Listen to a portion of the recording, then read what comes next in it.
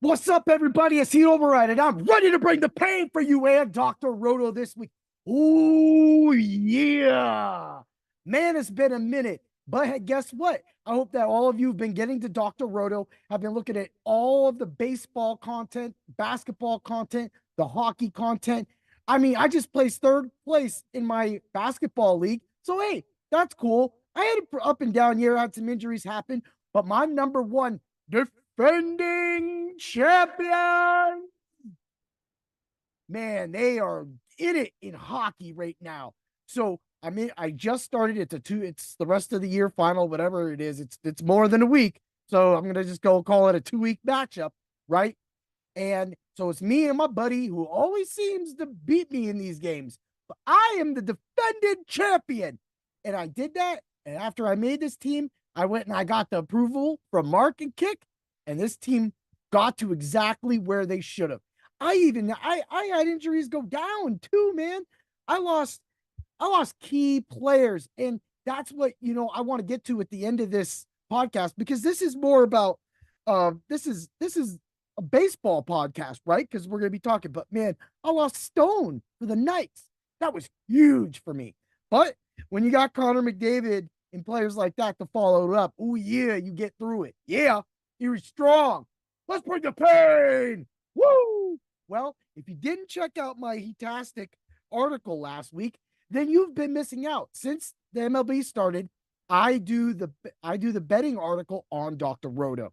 Now, of course, the way people are on Twitter and all over the world, like if your bets miss 1 week, they literally rip your head off. Well, that is scary to get into, but I prove that I am not scared to give all of you content, all over you heat overrides and over your pain bringers. Yeah. But let's start it out. Spencer Strider. It just seems like, okay, so I've lost the 3 losses I had this year have been the pitchers, and they've all come off some wonky stuff. Like they just give up a couple runs in the first inning. Strider got blown up a little bit in this one. I mean, he gave up 5. And I only wanted to play the 7 because I thought 7 combined with any other parlays would be good. It gave out a negative 340, which wasn't bad because Strider can usually hit that. And he did have 4. But now we'll talk about what happened with him and Shea Bieber at the end of the podcast. But so we roll over to Shohei Ohtani. Now, these are the Friday bets, the Friday article that I did. So of course I took a loss. I did 3-2 week 1. So here I am, week 2. So I got Ohtani. He had a negative 260. And now this is FanDuel numbers, right? So bam, I had to jump on that.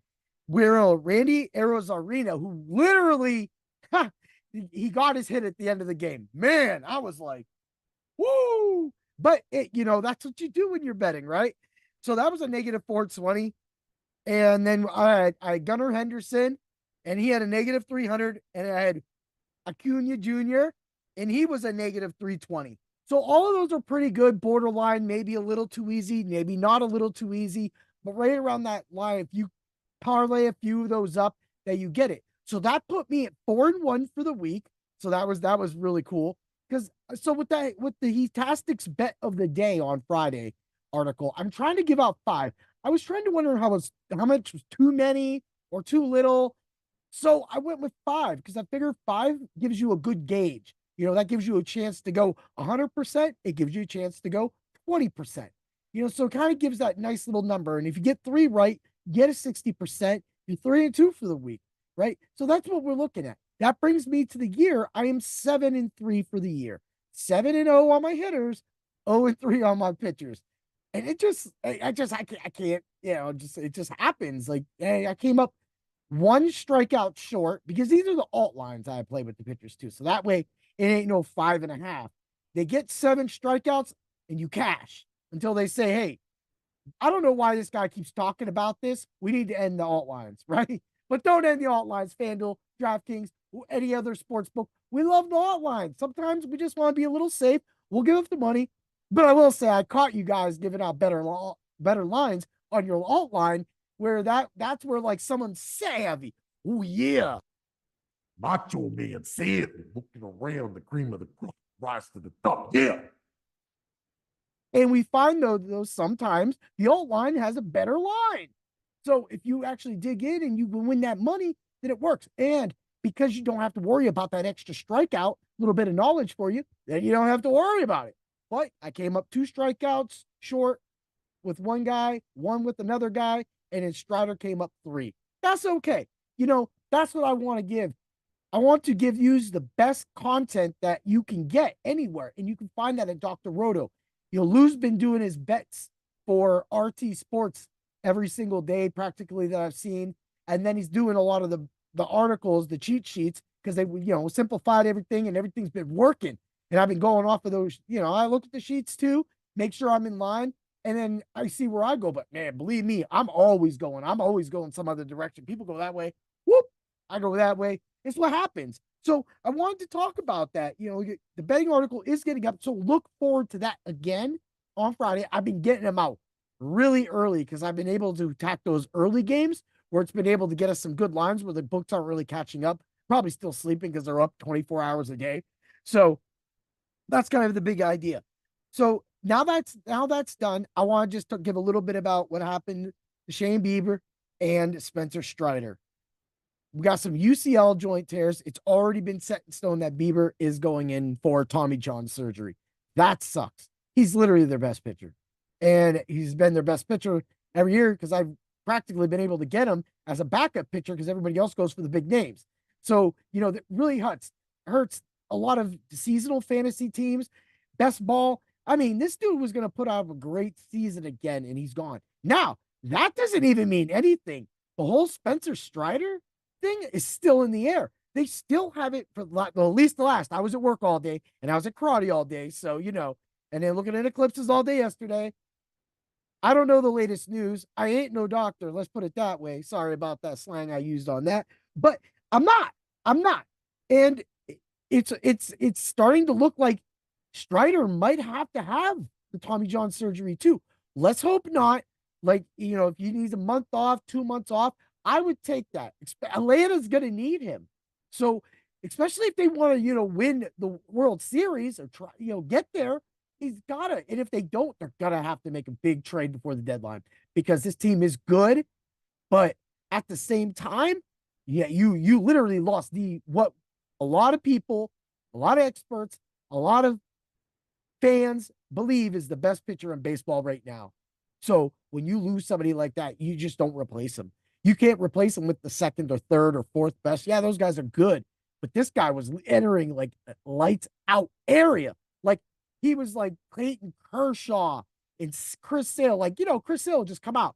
And before you knew it, this dude had like 15 strikeouts. And you're like, what the heck? Every single time, he's going to get hurt. He's got 15 strikeouts, 20 strikeouts. Then he gets hurt.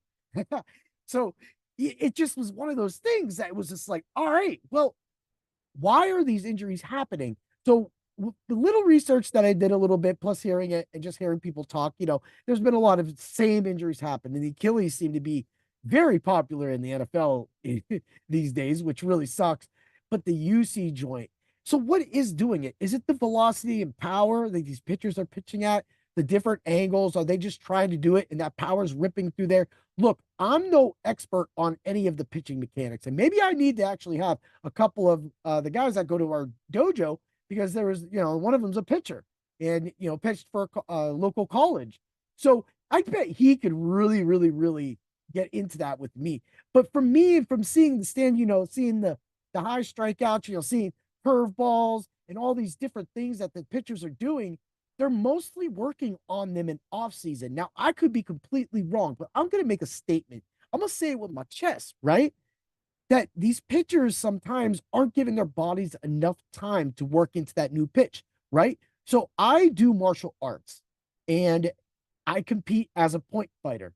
And that means I have to make sure that I train like an athlete. I am an athlete. I've always been athletic all my life. And at the same time, multiple sports. At the same time, doing karate is the same thing. But if you think that I could just go, hey, I got 5 months off, I'm going to go down here and I'm going to work on a slider. You think I'm going to come back and that's not that I'm going to be able to whip that slider out without getting hurt? You're wrong. You're wrong. And I understand that a lot of these, old young men are way younger than me.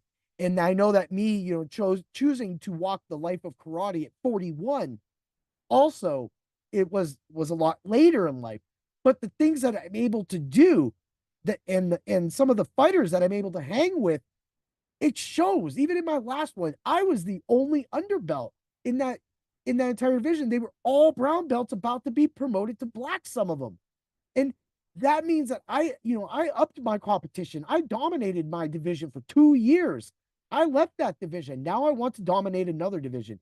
And when you're a pitcher and you want to dominate, the first thing you do is you have a competitive edge in your body. You want to be the best. If you're not trying to do the best at anything, bring the pain. If you're not trying to bring the pain to everything you do in life, then I don't know what you're doing. You have to be able to do that. And so these pitchers are going at that with the same attitude, but they're not giving their arms enough time. In my opinion, look, I had an injury in my second year and I had to fight back. And that led to, I got to my first tournament. When I got to my first tournament, it didn't matter that I got hurt in February and that my first tournament was in December. I couldn't throw all the kicks, even though I practiced and probably threw 10,000 kicks because I was cleared late August. It didn't matter. What mattered was I had to work on it. I had to work on my different steps. I had to work on being off balance for that half year because I could only work one side of my body or work my hands and while I was in rehab. So when you look at all that intangibles, now I am 45 and I'm turning 46 and I can throw a sidekick better than I ever been able to. I couldn't even do it in that first year or so, and especially that second year with my injury. So when you're looking at that, it takes time to build back from these things. It takes time to work on a kick. When I'm working on a new kick, anybody in a point fighter, MMA, any kind of contact sport that involves fighting another man or woman in boxing, something, anything like that, when you get into that, you have to make sure that you are in the best shape when you go to do a new move. I'm not, you're never going to see me right now do some flying roundhouse kick, jump off the ground. I'm not doing that. I'm not working on that. What I'm working on is my side kicks, my roundhouses, my hook kicks, bringing in combinations with both of them, and then being able to work on the one thing I have been doing is jumping axe kick. And with that jumping axe kick, I can't do that with my left leg, but I can do it with my right leg. And it just shows that after the hard work that I've been doing for the last 7 months, not an off season, I can almost start doing it with my left leg now. And that is what the point I'm trying to make. When these coaches, when the players and the fans and everybody want to see these guys go, sometimes you need more than one season off to work on pitches. Maybe sometimes you need to give that arm a little bit of rest. That's what I do. I take those times off. I give my body rest. I choose my fights. And when I choose them, I make sure that I go into that fight 100%. Because just like any pitcher, just like anybody, we all want to win. So I wish luck. I wish Shane Bieber a healthy recovery, and I hope for the best of luck for Spencer Strider. Look, man, I hope you can come back this year. But if you can't, you take that time off, you rehab, you come back stronger. And whatever you work on, and you be consistent. That's the thing about working on things. Muscle memory. Once you do it enough, your body won't break when you do it. It'll be second nature. And that's what's happening with these pitchers. Oh, yeah. That's what Heat Override says. Get the Dr. Roto. Use code word doc. Get the DFS. Get the seasonal articles. Get into the subs only Discord. You will have so much fun talking with us, winning money with us, and seeing all the crazy little things they do. Man, Danger has this thing that's been going on all season for the PGA. He did like a whole seasonal PGA thing. Everybody picks their teams. I don't even understand it because I am not a golf expert. I got football, and we got a draft here in about 15 days. Oh, yeah. Have a great day, everybody. And may the bets be with you. Get at that Heat-Tastic bets of the day. I'll see you Friday and look forward to my Tuesdays in the Heat-Tastic review. Oh, yeah. Have a great one, everybody. Woo!